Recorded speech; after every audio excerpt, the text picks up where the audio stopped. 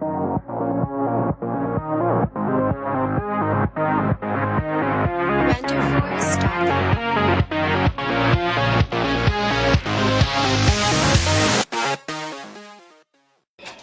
guys, Culture Shock here.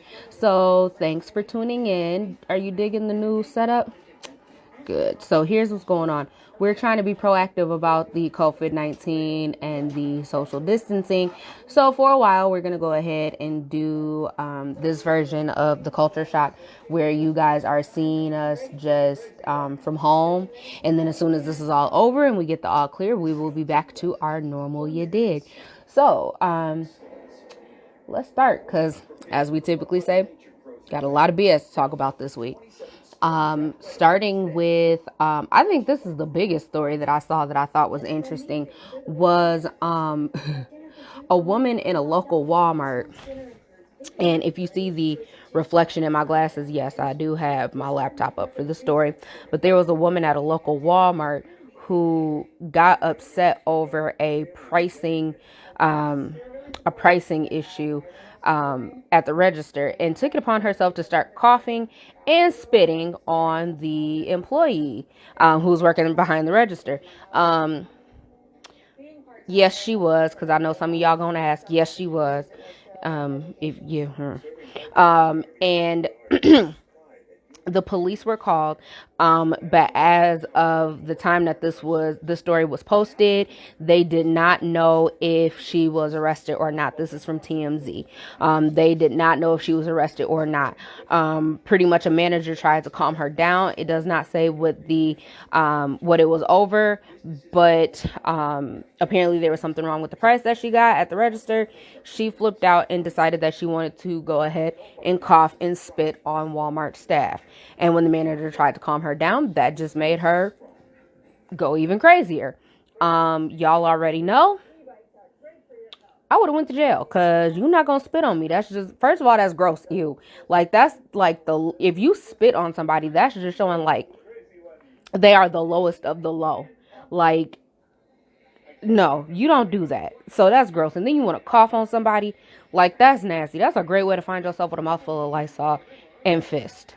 Ew. So, yeah, at this time, they don't know if she has been arrested or not. But anyway, the next story we got is that apparently right now, because of the virus that's going on right now, there are Asian Americans. There was somebody who made a post who said, pretty much Asian Americans are learning like this is what it's like to be black. So of course, with everything that is going on, they have a hotline that the Asian Americans can call, and they can apparently get help, training, something. I don't really know how to word that, on what's going on, and have support through what's going on with COVID-19, because especially with like the Cheeto in office and all of that, they are having, people who are, attacking them, abusing them.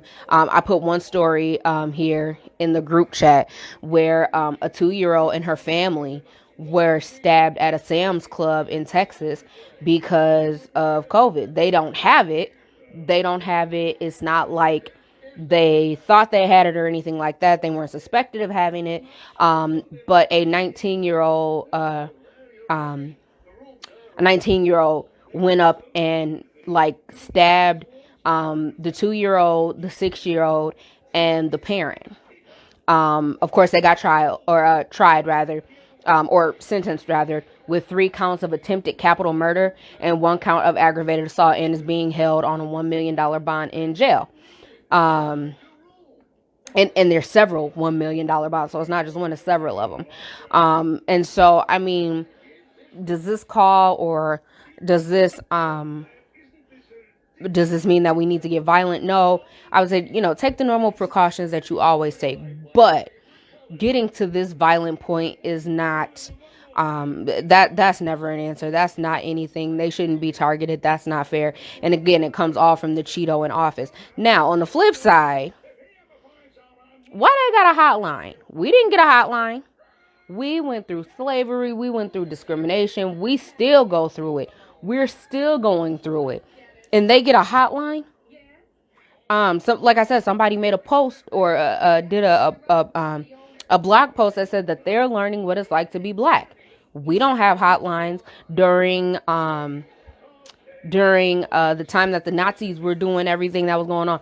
The Jews and all them, they didn't have hotlines. So I think that's just and we've gone through things that are a little bit more extreme than what they're going through, and they get a hotline. I'm just saying, I'm upset about that. But on the light side, Grant County has a sheriff's department truck that is for autism awareness. So if you are familiar with autism awareness, or if you know what autism is, you know that their symbol is the puzzle piece. They're different color puzzle pieces.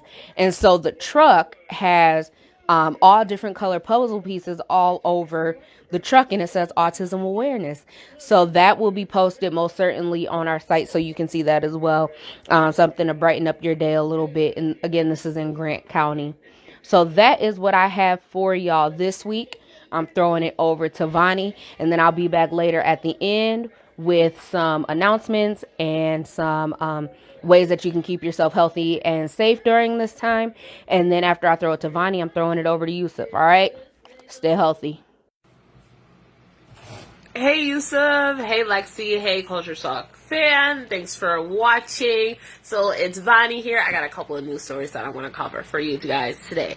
So the first news story I want to cover is happening in Rockford, actually, Rockford, Illinois. There was a landlord by the name of Richard Purno who decided to raise their tenants' rent up $300. The reasoning behind this was because the real estate taxes in Rockford had increased, and so he was increasing the rent by $300.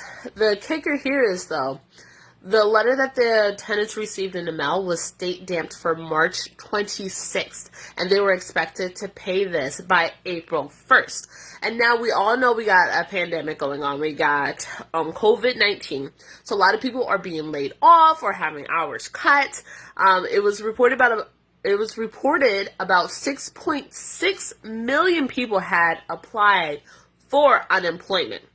So, of course, many people throughout the country, their pockets and budgets are really tight right now. So having something like this happening at the moment is wrong timing, not really good at all.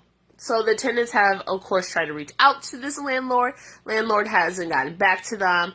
And so we're sitting here waiting to see what's going to happen. Is the landlord going to continue on with this with this price hike for rent, or is he going to back down a little due to the conditions that the country is in financially? The next story I have for you guys is what's happening in Janesville, Wisconsin. So, of course, with COVID going on, Governor Evers declared that businesses that were considered non-essential to close, and we had a couple of businesses in Janesville who decided that they were going to stay open. These two businesses were Smokers World and Hobby Lobby. So the police went to the businesses and pretty much told them to shut down, gave them 48 hours to close the doors because of this pandemic. If the business owners didn't comply, of course, they would have to face the consequences like possible fines or even being arrested. Of course, police officers just can't walk up to any business and be like, you gotta close up shop. They can do so, though, on a complaint basis. So if someone complains to the police department saying like, hey, we got this business that is open, that is non-essential, we're gonna, they are putting people in danger. They need to be closed. Interestingly enough, though, Jo-Ann Fabrics has been deemed as essential because of the fact that they are able to provide fabrics and certain items used for bedding and making clothing. I know one of the biggest things that they are driving for why they are essential is because they have material that can be used to make face masks. But if you understand how face masks work, the fabric used at Joann's Fabric or could be purchased there to make face masks, it is not the best quality to use in order to protect oneself. If you're going to get a face mask, it's better to get like a surgical mask or the N95 mask, which we all know there's a shortage of. But I can understand people going there to try to find items that would be good to protect themselves from this virus going on. So those were my 2 stories. I hope everyone is staying safe out there. If you're an essential worker like myself, definitely make sure to stay extra safe during this pandemic. And so I want to give it back to Lexi. Bye. Hey Lexi, hey Bonnie. Pleasure to be on the show.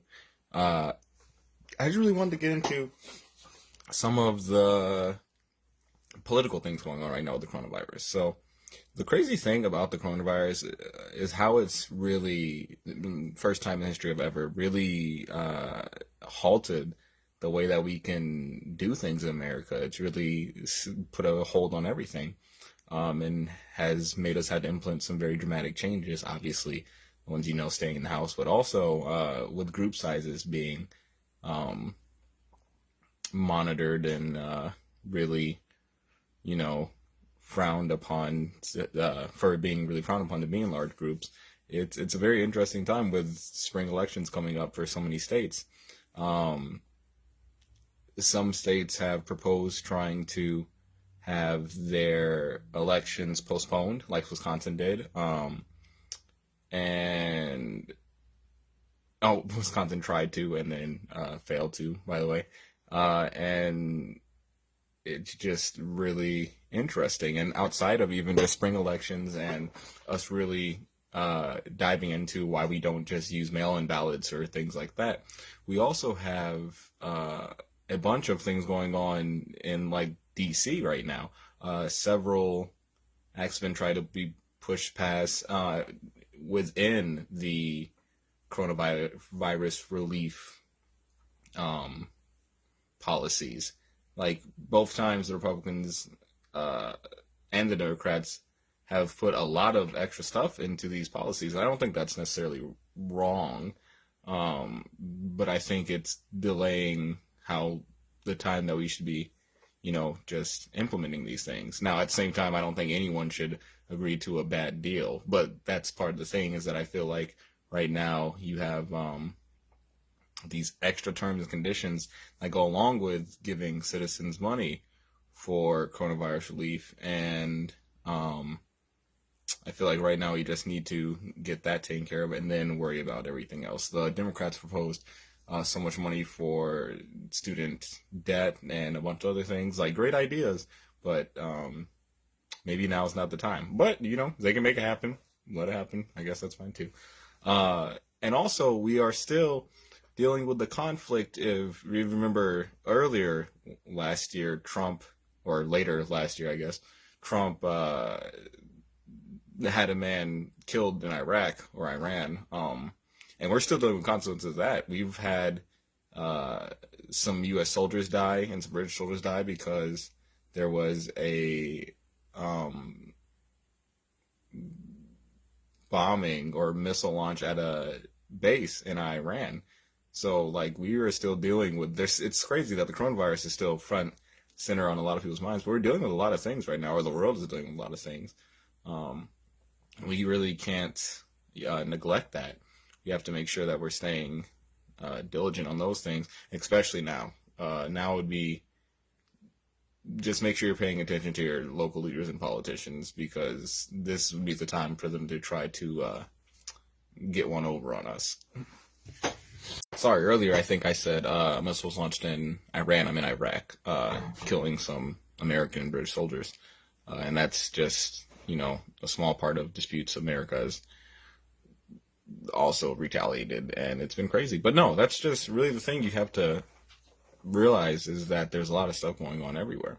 But yeah, there's elections going on in France. Turkey and Russia are having a ceasefire about the Syria dispute. There's a lot of other things going on at the moment that we need to make sure we're staying aware on. But at the same time, yeah, just make sure you're staying really focused on things that are going on in America as well.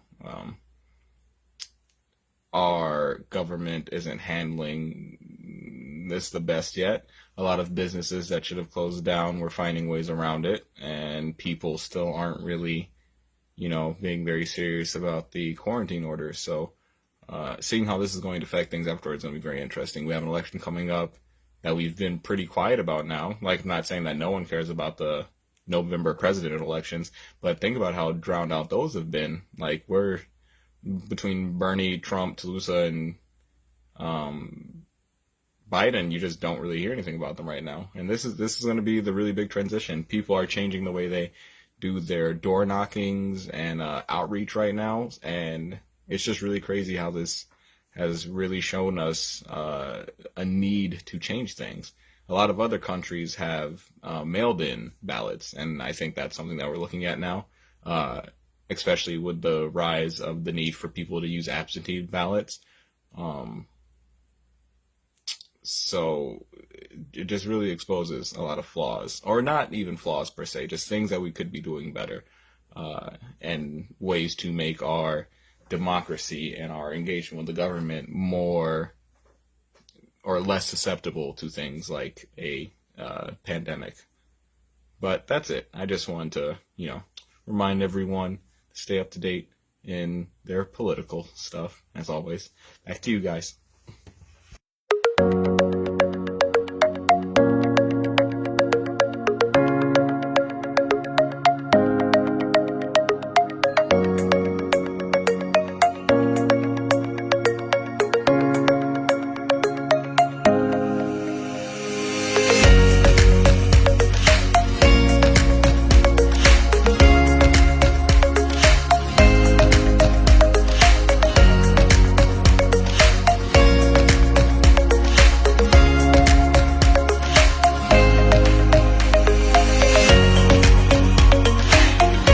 Guys, that's all we have for this week. Make sure that you tune in next week to the Culture Shock.